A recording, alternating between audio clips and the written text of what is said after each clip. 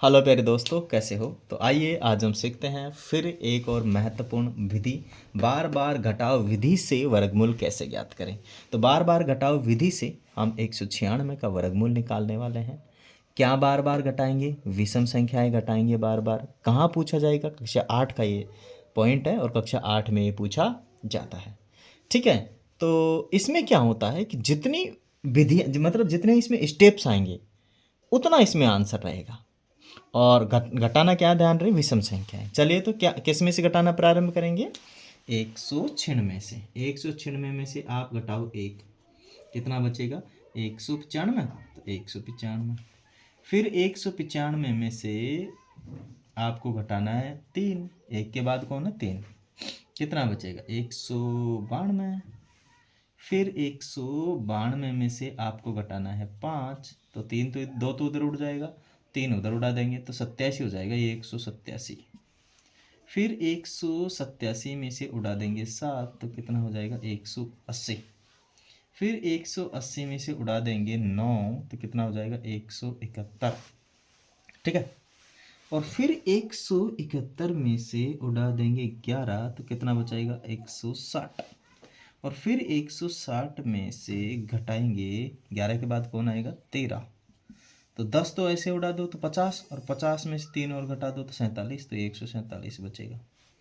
फिर 147 में से घटाएंगे कितना? 15।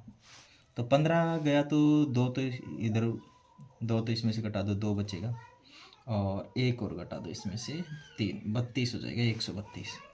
अब 132 में से घटाएंगे 15 के बाद 17, तो 12 में से 7 गया तो 5 बचेगा, और फिर 12 में से एक गया तो 11 बचेगा, 115। अब 115 में से घटाना है 19। अब देखो 15 में से 9 गया, एक उधार मांग लेंगे, 5 में से 9 जाएगा नहीं, एक उधार मांग लेंगे। 15 में से 9 गया तो कितना बचता है? 6 बच जाता है, और इधर एक तो दे ही दिया, 10 बचा, 10 में से एक गया तो 9 बचा, 96 बचा। ठीक है, ये कितने हो गए अपने पास? 10 स्टेप्स हो गए, अभी तक और चलेंगे। 11वीं स्टेप यहाँ लिखते हैं, ठीक है ना।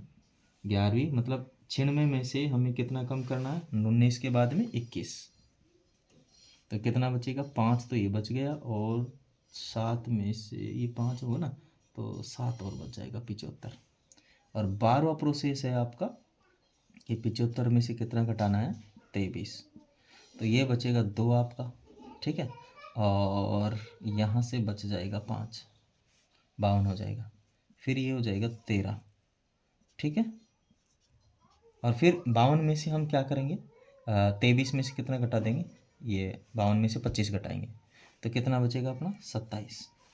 ठीक है, और फिर 14वां प्रोसेस आपका है कि अंतिम में से देखो 27 बचा, 27 में से 25 के बाद कौन आएगा? 27 ही आएगा, तो 27 में 27 गए तो जीरो, तो जहाँ पर जीरो आंसर आ, जहाँ पर जीरो आ जाए, जहाँ पर क्या आ जाए? जीरो आ जाए, तो ये वाली स्टेप 14, मतलब जो अपना 196 है ना, उसका वर्गमूल निकल के आएगा अपना कितना? 14।